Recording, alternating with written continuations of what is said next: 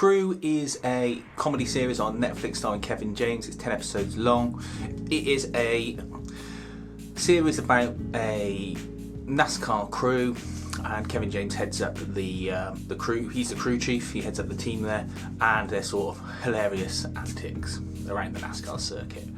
It should really be called the Product Placement Crew, because there is so much product placement in it, to the point where it's can almost become a game to spot when they are doing product placement. There always has to be a Budweiser next to a Stella bottle on a table.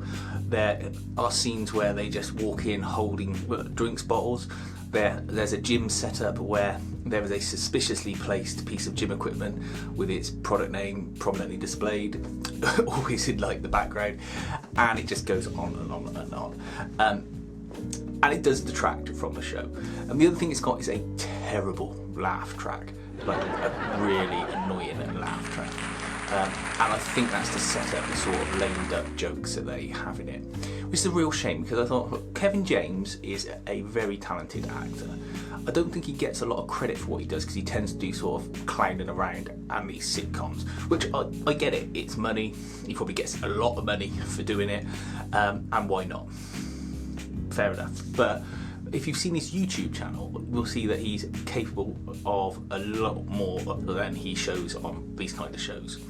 And I would say check it out. The short films he makes on there, he does some very, very good acting. And this could have been a good series, but it's just so damn American. I don't mean because it's about NASCAR. I wouldn't care what it was about. It's just got that really now dated sitcom writing, where you can tell a team of writers has gone in and gone over every joke and setup with a fine-tooth comb until it is just devoid of any sort of grit or heart. It's just works with it. It's like overworking a dough. It feels, they probably think it feels so sharp, but really it just feels so unauthentic. And nowadays people can see that. There's other options on telly you can watch, and to be fair, I would say give it a miss.